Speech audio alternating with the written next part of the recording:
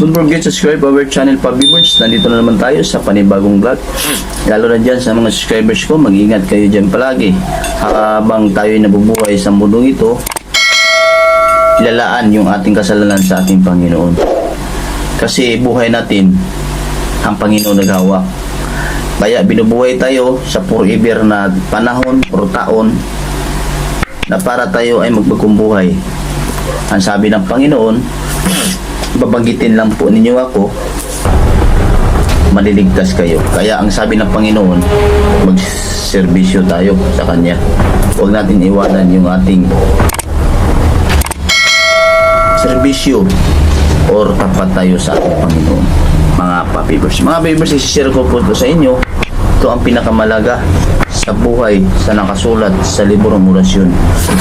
Huwag po nitong baliwalain kasi ito ang pinaka-importante sa buhay natin, na ito ginagamit sa Panginoon na para makipag-share tayo sa mga taong walang kalam-alam, na yung tao na sinasapian, yung taong binigyan ng sakit ng mga demonyo.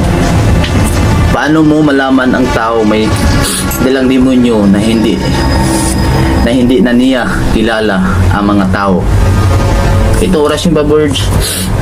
Pakinggan po ninyo itong orasyon sa nakasulat sa librong orasyon. Kung ang lasa ng tubig ay mapait, masaklap, o mag-iba ang lasa, sa karaniwan ay may espiritong naniminsala sa kanya.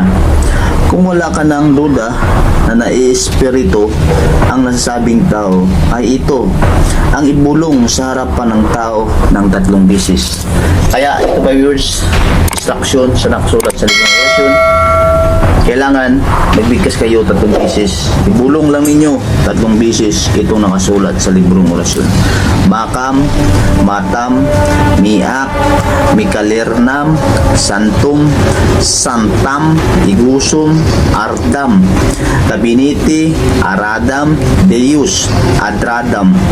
Makam, matam, miak, mikalirnam, santum, santam, igusum, ardam, kabinit, ardam, deus, adradam. Makam, matam, miak, mikalirnam, santum, santam, igusum, ardam, kabinit, aradam, deus, adradam. Ito mga words, ito nakasulat sa librong orasyon. Huwag niyo itong baliwalain. Ito ang pinaka-importante sa buhay natin. Yung mga taong walang hindi kaalam-alam kung ano ang gagawin sa buhay po nila, na sila'y sinasapian, sila'y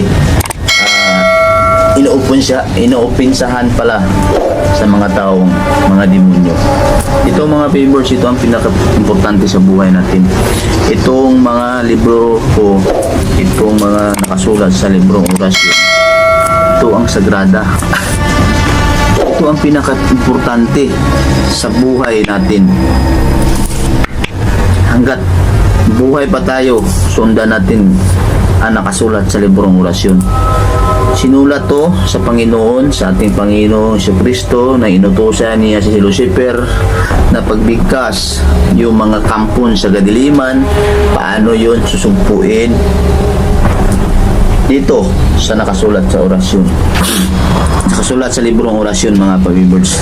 Kailangan 3 beses kayo magbigkas nito. Itong nakasulat dito 3 beses. Maka, mata, miak, mikalirnam, santum, santam, igusum, ardam, kabinit, aradam, deus, adradam. Maka, mata, miak, mikalirnam, santum, santam, igusum, ardam, kabinit, aradam, deus, adradam. Maka, mata, miak, mikalirnam, santum, santam, igusum, ardam, kabinit, aradam, deus, adradam. Nagbigkas kayo nito, kailangan lang ninyo sa taong may sakit, or ibulong lang ninyo sa sarili ninyo kung ano ang nakasabit sa ating katawan or sulat sa librong orasyon mga viewers. Hanggat dito na lang po ako, nakasira ko sa inyo, kailangan wag po ninyo itong baliwalain, itong sinishare ko, itong pinaka-importante na sagrada, itong librong orasyon mga viewers. Hanggat hindi pa tayo mag-off sa ating pag-vlog natin mga viewers, magdasal tayo natin sa ating Panginoong Jesucristo habang tayo nabubuhay pa sa mundong ito. Panginoon, maraming salamat na nakashare ako sa mga taong walang-wala, hindi alam nila kung anong gagawin. Ito, Panginoon, thank you at maraming salamat. Ikaw po ang kapangyarihan sa lahat. Ginawa po ninyo ito para sa mga kampon sa kadiliman, Panginoon Hesus, para masugpo yung mga taong nagkukulam sa mga tao, para masugpo yung mga taong demonyo. Panginoon, maraming salamat. Lalo na po sa aking mga subscribers, ingatan niyo po sila, lalo na po sa nanonood itong vlog ko ngayon. Ingatan po sila, bigyan po sila ng malakas na pangatawan, Panginoon Jesus. At maraming salamat sa iyo na ikaw ang Ama na kapangyarihan sa lahat. Yun lang po ang hiling po namin sa iyo, Panginoon Jesus. Amen. Ito ba, viewers, maraming salamat at mag-ingat kayo lang palagi, lalo na dyan sa subscribers ko at nanonood sa lahat. Mag-ingat kayo palagi. Magserbisyo kayo sa Panginoon habang tayo nabubuhay sa mundong ito. Bye-bye.